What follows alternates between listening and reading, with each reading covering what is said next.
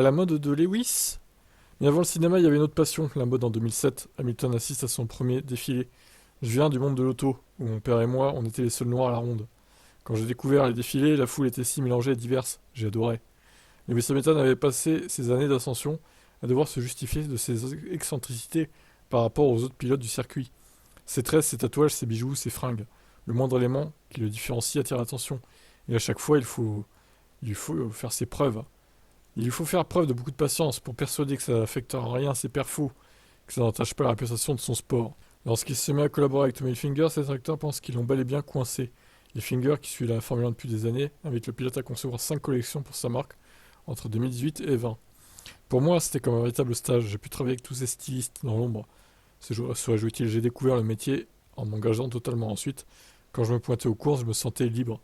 Pour fêter le lancement de sa première collection en 2018, à quelques jours du Grand Prix de Singapour, Hamilton fait l'aller-retour en avion pour New York. Pas vraiment la meilleure préparation pour un week-end de course, concède-t-il. Cela dit, les gens y ont vu une marque de désintérêt de ma part. Mais c'est pas comme si je faisais la fête ou que je buvais. Quand je suis revenu à Singapour, j'ai réalisé l'un des meilleurs tours de ma carrière. Après ça, tout le monde a changé de regard. Même Niki Lauda, champion du monde de 75, 77 et 84, qui travaillait encore avec Hamilton à l'époque, et Wolff. Il disait à Toto qu'on ne pouvait pas me laisser faire ça, qu'un pilote ne faisait pas ce genre de choses. Eh ben si, Lewis le fait apparemment. En plaisantant, je suggère qu'à l'époque de Lauda, où Lauda était champion, les pilotes passaient certainement leur soirée à boire ou à fumer avant de se pointer au petit matin pour la course. C'est vrai. Hamilton sourit. Exactement. Mais à la fin, j'ai réussi à le faire changer d'avis. Il s'est dit que j'étais capable de faire plusieurs choses en même temps. Ces dernières années, l'intérêt du pilote pour la mode a pris un autre tour. Il ne veut plus simplement se contenter de porter de beaux habits, ni même de les concevoir. Il souhaite user de son influence pour pousser le secteur à revoir à la hausse ses ambitions. Celui qui a tant fait pour l'inclusivité au sein du monde de la Formule 1 et des écuries de Mercedes, en cherchant à dépoussiérer un peu cet univers très endogame. Il veut désormais donc mettre sa force de frappe et oui sa fortune au service de marques indépendantes qu'il admire. Pour moi, l'idée, c'est en quelque sorte de renvoyer l'ascenseur. Il y a tellement de jeunes créateurs dont les marques finissent par se faire avaler par de grands groupes qui perdent le contrôle sur la boîte qu'ils ont créée. Le plan, ce serait de s'inviter à la tête d'une négociation avec Bernard Arnault et d'en discuter. Est-ce que vous avez déjà essayé? Je lui demande.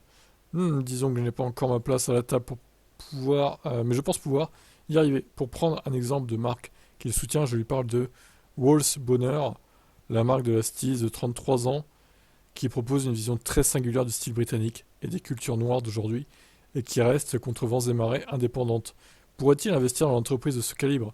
J'ai été dans l'atelier de Grace, raconte-t-il. C'est fascinant de parler avec elle, des difficultés qu'elle rencontre. Elle organise des défilés incroyables, elle est hyper créative et elle sait très bien où elle va.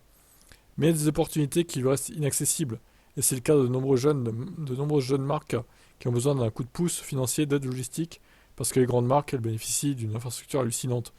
Ce qui explique que les créateurs doivent parfois céder une grande partie de leur marque juste pour se maintenir en vie. Ma réflexion, ça consiste à se demander quelle aide on peut leur apporter. De l'aide financière, hein, de toute façon, c'est sûr que c'est ça. Hein. Allez, on va terminer avec le dernier paragraphe.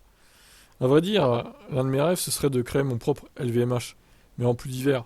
Sincèrement, je ne sais pas si c'est encore possible à notre époque, mais ça reste une réflexion qui m'occupe beaucoup. Encore une grande idée, qui vous prend par une belle soirée et qui ne vous quitte jamais.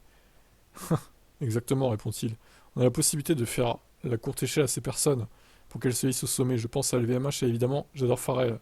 Depuis que je suis tout petit, c'est quelqu'un qui m'a énormément inspiré, à la fois dans sa musique et sa créativité. Et quand LVMH l'a nommé directeur artistique homme chez Louis Vuitton, j'étais vraiment partagé. Il le mérite à 100%, il a bossé avec Chanel, Billionaire Boys Club, et je me dis qu'une femme comme Grace ou Martine Rose, ça aurait pu être cool. Souvent, on ne leur propose pas ce genre d'opportunité dans le monde de la mode. Je pense que ça aurait été encore plus audacieux, même si j'adore ce que fait Pharrell. Ouais, bon, la partie mode, moi, ça m'intéresse pas trop, pour être honnête. Après, ça l'intéresse lui, mais après, chacun ses hobbies, hein, mais bon. On va arrêter cette partie-là. Du coup, on va passer à la suite. Je pense que ce sera la dernière partie après, du coup.